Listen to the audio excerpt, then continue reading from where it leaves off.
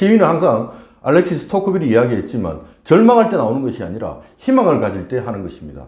프랑스 혁명부터 시작해서 러시아 혁명, 미국의 인권 혁명까지 모든 시민운동에서는 희망을 가진 자가 저항을 했지 절망하는 자가 저항한 적은 없습니다.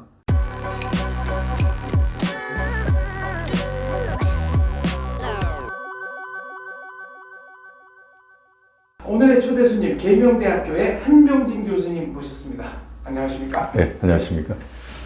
수령, 독재의 정석, 비교 정치로 알아채는 수령제의 내구성이라는 책을 내셨습니다. 예. 네, 이 책을 출간하시게 된 계기는 뭐랄까요? 어떤 겁니까?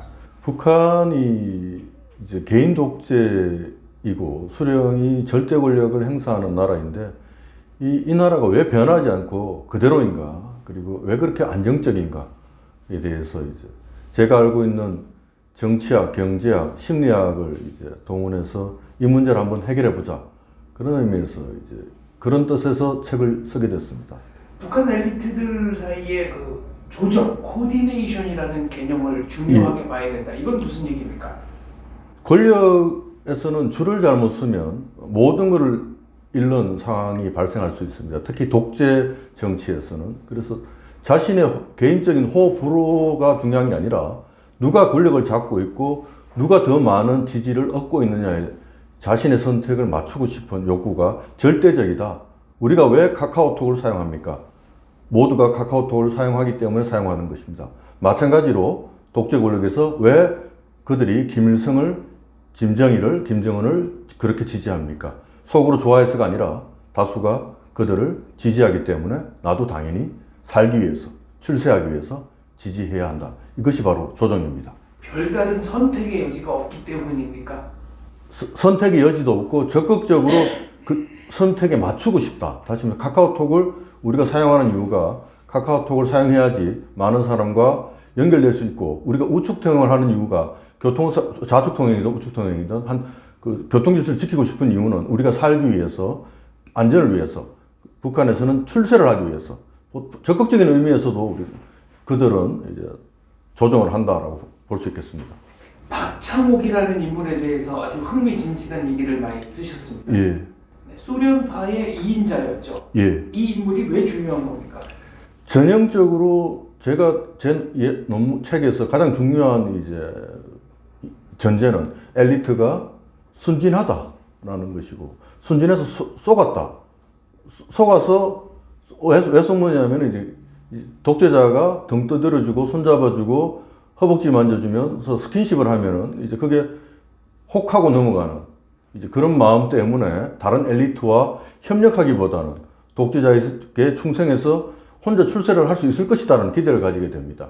그렇게 되면 바로 엘리트는 조정 게임이 아니라 먼저 재수의 딜레마를 겪게 됩니다. 그 대표적인 인물이 바로 박창옥이었습니다. 김일성의 수하들이 계속 그를 공개 비판하고 모욕을 줬지만 사석에서 만난 김일성은 항상 박창옥을 위로해 주었습니다.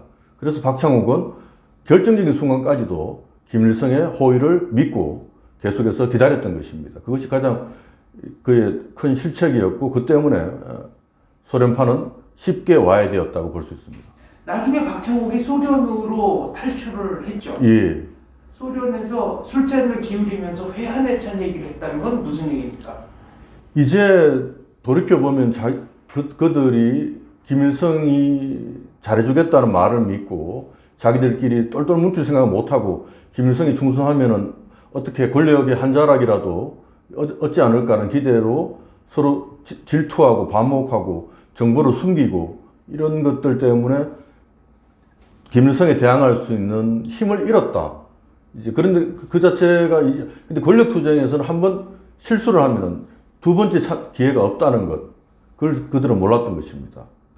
책에서 나온 동전 던지기와 권력 투쟁의 차이점도 아주 흥미진진한 내용이었습니다. 예. 동전을 던지면 처음에 10번 정도 던지면은 그 동전이 앞면이 나올지 뒷면이 나올지 우리가 알 수 없지만 동전을 100번 이상 던지면 이제 다수의 법칙이 작동하기 때문에 앞면 50번, 뒷면 50번에서 그리고 우리가 계산한 이제 분산의 정도를 그렇게 크지 않기 때문에 동전이 정규분포를 보이는데 동전의 앞면이 나온 숫자가 다시 말해서 이 동력 논쟁이나 독립성이 작동하는 겁니다. 독립성이. 하지만 권력 투쟁에서는 종속성이다. 바로 이전 사건이 그 다음 사건에 영향을 미치면서 경로 의존 쪽으로 발전하게 되고 그래서 결국 한쪽으로 쏠리게 된다. 쏠리게 되면 무엇이 나타나냐? 바로 독점이 일어나는 권력의 독점. 그러니까 동전 던지기는 지금 던진 결과가 그 다음 던지기에 별다른 영향을 끼치지 못하지만 아무 관계가 없지만 예, 맞습니다. 정치에서는 지금 벌어진 사건이 그 다음 이뤄진 사건에 결정적인 영향을 미친다 이런 얘기네요. 특히 독재적일수록 더욱 그렇습니다. 민주주의 국가에서는 권력이 제한되어 있기 때문에 오늘 지더라도 다음 대통령 선거에서 기회를 가질 수 있지만 독재 권력, 독재 정치에서는 한번 패배하면 그 자는 목숨을 잃을 수도 있기 때문에 바로 이전 권력 투쟁 결과가 다음 게임에 결정적인 영향을 미친다고 볼 수 있습니다. 예. 정치 지도자들의 정당성으로는 전통적 정당성, 카리스마적 정당성, 법적 합리적 정당성 이렇게 세 가지가 있다고 하셨는데 예. 김씨 족속은 어디에 해당하는 겁니까? 김씨 일가는 이제 카리스마적 정당성이라고 보일 수도 있겠지만 이제 카리스마적 정당성의 핵심은 바로 개인의 비범한 능력을 주기적으로 눈에 보이고 관찰 가능하게 보여줘야 된다. 대표적인 카리스마적 정당성의 인물이 바로 예수 그리스도입니다. 예수 그리스도가 한 번만 기적을 행한 것도 아니고 기적을 행하고 조금 시간이 지난 다음에 추종자들이 다시 한번 해달라고 하고 그때마다 예수는 기적을 행했습니다. 이제 그런 식의 이제 카리스마적 개인의 비범한 능력은 없다고 생각하고 굳이 정당성으로 보자면 전통적 정당성에 가깝다. 김씨이기 때문에 지배를 할 수 있다라는 이제 그 전통적인 정당성에 가깝다고 볼 수 있겠습니다. 북한이 외부와의 연결성을 끊어버린 자주 노선을 고수하는 것 이게 상당한 의미가 있다고 하셨습니다. 예, 바로 북한이 중국을 대하는 입장에서 우리가 그걸 느낄 수가 있는데요. 수령이 가장 두려운 존재는 저는 미국이 아니라 중국이라고 생각합니다. 바로 북한의 자주 노선은 바로 미국으로부터의 자주보다는 오히려 중국으로부터의 자주. 중국에 의존하지 않고 군사적 안전을 중국에 의존하지 않고 스스로 확보하고 싶은 수령의 정치적인 의도가 느껴지는 노선이다. 왜냐하면 절대 권력을 이제 북한이 이제 수령이 이제 쟁취했는데 그 절대 권력의 유일한 위협은 바로 중국으로부터 중국의 정치적 개입에서 올 수 있기 때문에 중국으로부터의 완전한 군사적 독립이 필요했고 이걸 위해서 바로 여기서 나온 대정책 노선이 바로 자주 노선이고 자주 노선은 바로 엘리트의 노선이 아니라 그렇기 때문에 수령 개인의 대외 정책 노선이라고 우리는 보아야 됩니다. 지금 말씀하신 것처럼 북한은 어마어마한 그 폭력을 행사하는 집단이지 않습니까? 예. 그리고 주민의 대다수는 북한 김씨 일가가 그렇게 정당성이 있다고는 뭐 100% 복종하지는 않을 것 같은데 예. 그럼에도 불구하고 내부 반발이라든가 뭐 시위가 일어나지 않는 이유는 뭘까요? 우리는 시위는 분노에 따른 감정적 반응으로 생각하는 경향이 있습니다. 그렇지 않습니다. 시위는 철저하게 계산된 행동입니다. 특히나 억압과 처벌이 무서운 나라에서는.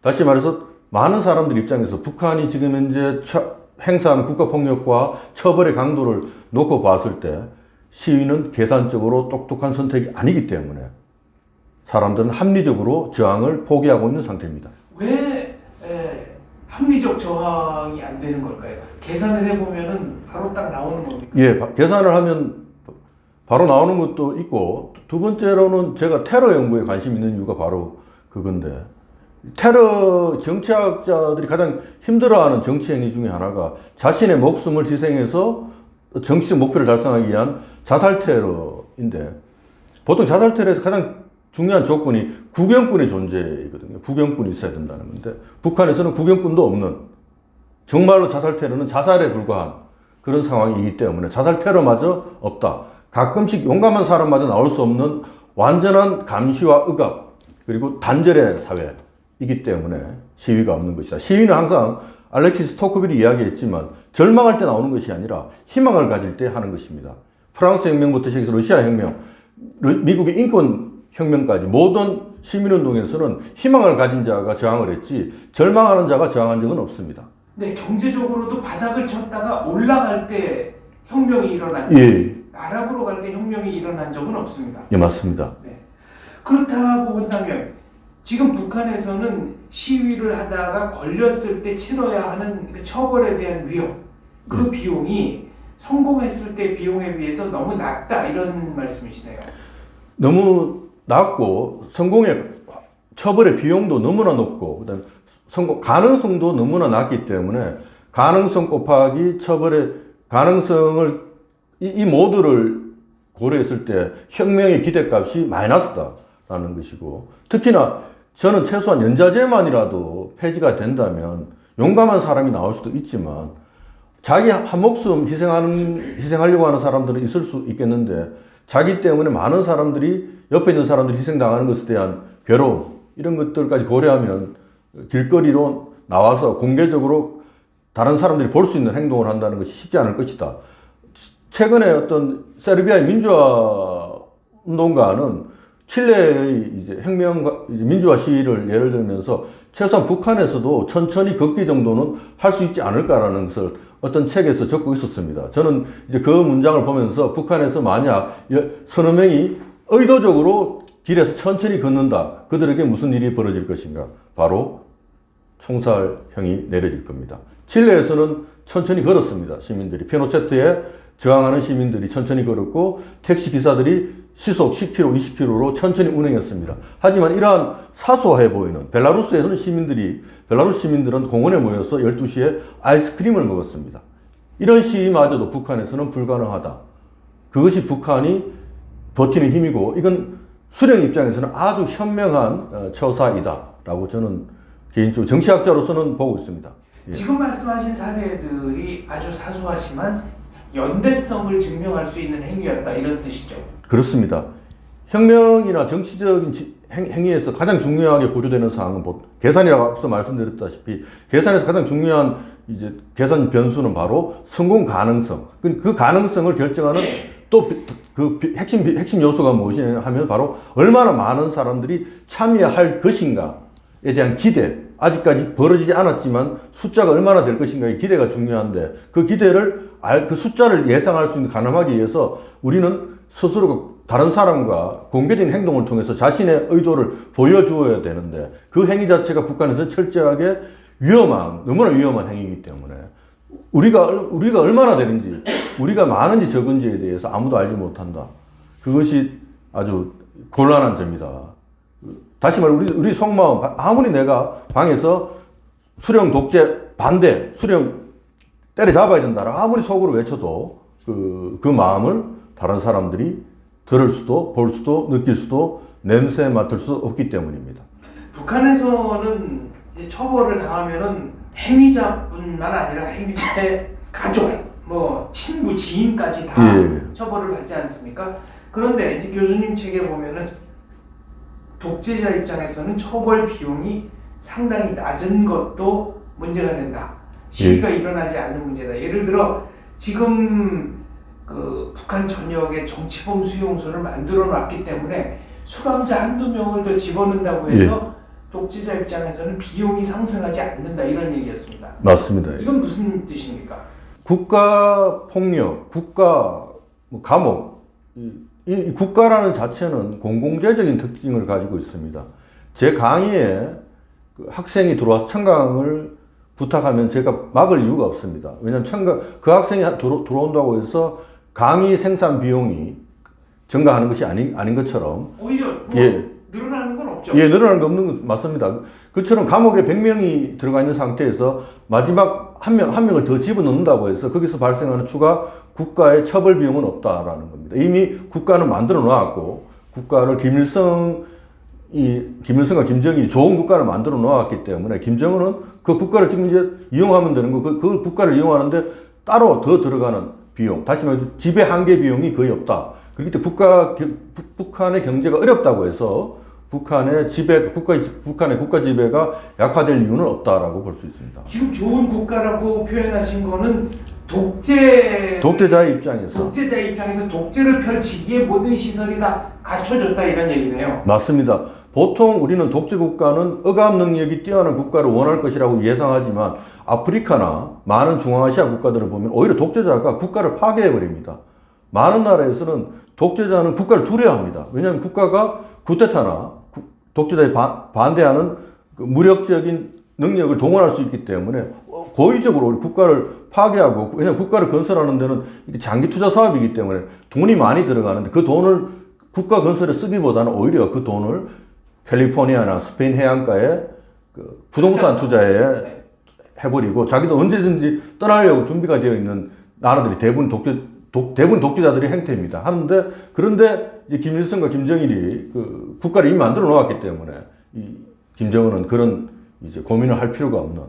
국가 파괴라는 말씀을 하시니까 이 책에 보면은 상하수도 시설에 얼마나 국가가 노력하는지를 보면 이 나라가 어디로 가는지를 안다고 쓰셨습니다. 예. 이건 무슨 얘기입니까? 우리는 보통 우리나라 사람들이 참 우리가 운이 좋은 게 우리는 국가를 이제 참 국가가 좋은 일을 하는 행위자로 늘 인식을 합니다. 그래서 민심이 천심이요. 그래서 국가는 당연히 그 국민의 생활을 이제 돌보아야 된다는 건데 이건 아주 오히려 예외적인. 국가는 왜 태어났느냐? 국가는 우리를 억압하기 위해서 태어났고 국가는 우리를 착취하기 위해서 태어났습니다. 국가는 폭력을 독점한 소수의 무리가 똘똘 뭉쳐가지고 나머지 사람들을 괴롭히기 위해서 태어난 것인데 어떤 상황이 되었을 때 국가가 이제 국민들을 도와야만 하는 상황에서 국민을 돕는 것이지 태생적 목적은 전혀 인민을 돕는 것이 아닙니다. 북한은 철저하게 인민이 정치적으로 너무나 무능력하기 때문에 인민을 도와줄 필요가 없다.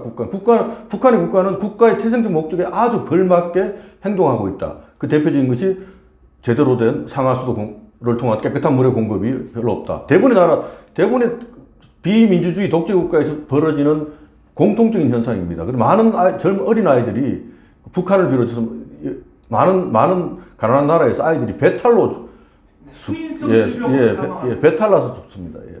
그게 바로 국가가 공공재의 공급을 거부하기 때문에 일어나는 일이고, 왜냐하면 인민들이 중요하지 않기 때문에 그렇습니다. 인민들이 중요한 경우 국가는 인민들에게 최선을 다한다 라고 하면서 나폴레옹 군대의 국민군 얘기를 들었습니다. 예. 이 얘기는 국력의 핵심 자원이 국민이다 이런 뜻입니까? 국민이 국력의 핵심 자원이 되면은 지배자는 국민에게 정치적 양보를 할 수밖에 없는 것입니다. 다시 말해서 우리가 아테네에서 일찍 민주주의가 일어났던 이유도 아테네 군사력의 대부분은 농사를 짓는 농민들에게서 나왔기 때문에 그들의 정치적인 권리를 인정해주지 않으면 그들이 자발적으로 전쟁에 참여하지 않게 되고 그러면 군사적으로 패배하게 되기 때문에 이들의 자발적 참여를 보장하기 위해서는 정치적 권리를 이제 인정할 수밖에 없는 것이고, 프랑스에서도 마찬가지. 프랑스 혁명 이후에 프랑스가 국민들에게 정치적 권리를 이제 인정하고 이 나라가 너희들의 것이 우리들의 것이라는 생각들을 모두가 공유하면서 자발적으로 위험한 군사적 행동에 참여하게 되는, 이전까지는 누구도 생각하지 못했던 군사 전략, 바로 추운 알프스 산맥을 넘는 위험한 군사 전략을 할 수 있었던 배경에는 바로 국민군, 우리가 나라의 주인이라는 의식 그리고 권리가 있었기 때문이다. 용병이 할 수 없는, 이전의 왕들의 군사력, 용병들이 할 수 없는 군사적 그 어려움을 참아내는 인내심을 프랑스 군대가 발휘했고 이것이 나폴레옹 군대의 위력이었다, 이렇게 볼 수 있겠습니다.